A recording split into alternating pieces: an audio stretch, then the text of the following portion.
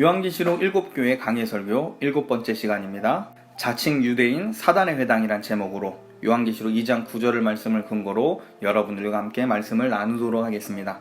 요한계시록 2장 9절 말씀 제가 읽겠습니다. 내가 내 환난과 궁핍을 알거니와 실상은 내가 부유한 자니라.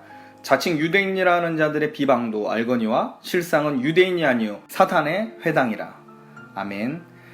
서머나 교회는 작고 연약한 가운데 큰 환난을 겪습니다. 그러나 예수님은 서머나 성도들이 생명을 걸고 말씀을 붙잡고 나아가는 그들의 이 작은 움직임을 기뻐하십니다. 그리고 서머나 교회를 응원하시며 환난을 이겨나가라고 말씀하십니다. 9절에 보면 자칭 유대인이라 하는 자들에 대해서 예수님께서 말씀하십니다. 본문에 나오는 유대인은 이스라엘 본토에 거주하는 유대인이 아니고 서머나 도시에 정착하고 있는 디아스포라 유대인입니다. 서머나에 있는 유대인들은 회당을 중심으로 서머나 이방 땅에서 이스라엘의 민족적 정체성을 유지하고 있었습니다. 이방 땅에서 유대교를 지켜왔기에 서머나 유대인들은 자기 정체성을 지키기 위해 애를 굉장히 많이 썼습니다. 마치 외국에 사는 교포들이 본국에 사는 국민보다 애국심이 강하게 일어나는 것과 같습니다. 그러므로 서머나에 있는 유대인들은 이스라엘 본국에서 나사렛 이단으로 규정된 이 기독교를 열심히 방해하였습니다. 서머나의 유대교인은 복음 전파를 회방하고 로마 정부의 교회를 음해하고 고소하였습니다. 자, 이들은 이것이 하나님의 거룩한 사역으로 보았습니다. 그런데 예수님께서는 이들을 향해서 이들은 유대인도 아닐 뿐만 아니라 오히려 사단의 회당이다라고 말씀하십니다. 왜 예수님은 서머나 도시에 거주하고 있는 이 유대인들에 대해 이러한 비판을 하고 계실까요? 서머나 도시에 모인 유대인들은 디아스포라 유대인으로 하나님을 경외하는 자들입니다. 서머나 유대교인들은 복음을 알지 못하기 때문에 서머나 교회를 핍박하고 있는 겁니다. 그러니 예수님께서 서머나 교회를 향해 원수를 사랑하는 심정으로 기도하고 그들을 섬기고 그들에게 복음을 전하라 이렇게 하시는 것이 좀 더 낫지 않았을까요? 이런 상황에서 예수님은 서머나 성도에게 참고 인내하며 유대인을 용납하고 섬겨줘라 이렇게 하셨으면 좋았을 텐데 그렇게 하지 않습니다. 오히려 예수님께서 서머나 유대인을 향해서 모욕적인 말로 분노하십니다. 예수님은 서머나에 사는 유대인들을 향해서 자칭 유대인이라고 말씀하십니다. 이 말은 이방 땅에 살고 있는 디아스포라 유대인에게 굉장히 모욕적인 말입니다. 심지어 예수님은 그들의 모임을 사단의 회당이라고 규정하십니다. 자, 왜 예수님은 이렇게 심한 말로 서머나 유대인들을 비판하고 계실까요? 사랑의 하나님께서 저 영혼들을 불쌍히 여기고 복음을 전하라고 하시면 좋은데 그렇게 하지 않으십니다. 예수님께서 무섭게 서머나 유대교인들을 정죄하신 이유가 있습니다. 서머나 유대인들은 서머나 교회가 황제 숭배를 하지 않는다고 하며 고소를 하였습니다. 정말 말도 안 되는 일이 일어난 겁니다. 서머나 유대인들이 자기를 진정한 유대인으로 생각했다면 모세의 율법을 분명히 존중했을 겁니다. 구약을 조금이라도 아는 자들이었다면 하나님께서 우상 숭배 제약을 얼마나 싫어하는지 알고 있었을 겁니다.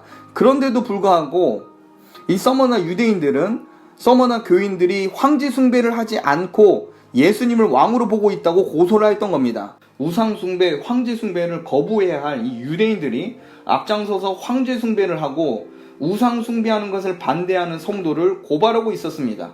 그러므로 예수님의 말씀이 정확한 겁니다. 이들은 유대인이라고 떠들어대지만 유대인도 아니었습니다.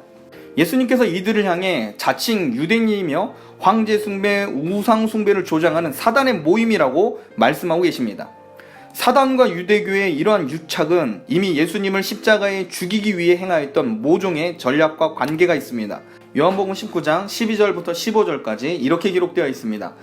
이러함으로 빌라도가 예수를 놓으려고 힘썼으나 유대인들이 소리질러 이르되 이 사람을 놓으면 가이사의 충신이 아니니이다. 무릇 자기를 왕이라 하는 자는 가이사를 반역하는 것이니이다. 빌라도가 이 말을 듣고 예수를 끌고 나가서 독을 깐 뜰에 있는 재판석에 앉아 있더라.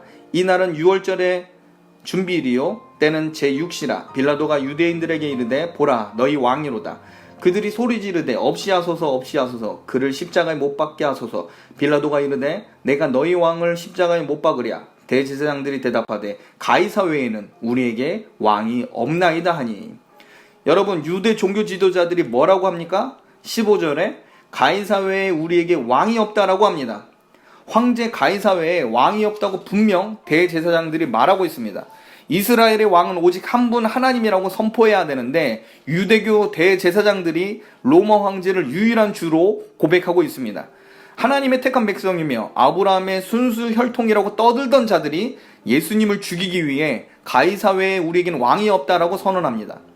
로마 황제를 이스라엘의 왕으로 섬기겠다고 한 유대교의 결정은 결국 대외적으로 황제 숭배 사상을 받아들이는 극단으로 나아가게 하였습니다.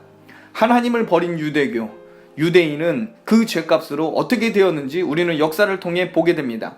이스라엘은 주 70년 티투스에 의해 예루살렘 성전뿐 아니라 수많은 유대인이 죽임을 당하였고 2000년 동안 나라 없이 뿔뿔이 흩어진 만국 백성이 됩니다. 하나님을 왕으로 인정하지 않을 때 이스라엘 백성은 사단의 노예가 되었고 이 세상 속에 천덕꾸러기 신세가 되었습니다. 서머나의 유대인들이 황제 숭배를 하지 않는다는 이유로 서머나 교회를 당국에 고발을 합니다. 우상 숭배를 하지 않는다고 기독교인을 유대교가 고소를 하는 이 웃지 못할 일이 서머나 도시에서 일어나고 있습니다. 예수님은 그들을 유대인으로도 보지 않습니다. 혈통으로 유대인일 수는 있어도 하나님께서 보시기에 그들은 사단의 추종자일 뿐입니다. 서머나 성도들이 혈통상 이방인이며 신분상 노예일지라도 예수님을 믿고 복음을 받아들이는 이 서머나 성도야말로 하나님의 자녀이고 참 이스라엘 사람입니다. 그래서 사도 바울은 갈라디아서 3장 26절에서부터 29절에 이렇게 말하고 있습니다. 너희가 다 믿음으로 말미암아 그리스도 예수 안에서 하나님의 아들이 되었으니 누구든지 그리스도와 합하기 위하여 세례를 받은 자는 그리스도로 옷 입었느니라. 너희는 유대인이나 헬라인이나 종이나 자유인이나 남자나 여자나 다 그리스도 예수 안에서 하나이니라. 너희가 그리스도의 것이면 곧 아브라함의 자손이요 약속대로 유업을 이을 자니라. 예수님은 혈통상 유대인이요 아브라함의 후손이라고 하는 주장하는 이 서머나 유대교인들을 향해서 자칭 유대인이요 사단의 모임이라고 말씀하십니다. 반면 이방인일지라도 믿음으로 말미암아 그리스도와 연합해서 주님을 왕으로 모신 자들은 아브라함의 자손이고 천국 백성이 됩니다. 예수님께서는 서머나 교회를 향해서 사단의 회당이며 자칭 유대인들을 두려워하지 말라라고 말씀하고 계십니다. 그들은 하나님을 버리고 마귀에게 속아 사단의 종이 돼서 악을 행하고 있는 겁니다.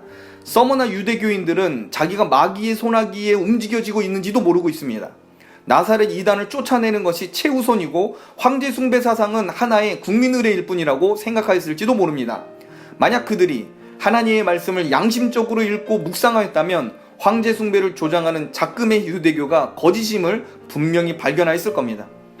서머나 유대교인들이 정직한 심령으로 구약 성경을 읽었다면 오히려 황제 숭배를 피하기 위해 고난을 감수하는 그 서머나 성도가 옳았다고 보았을 겁니다.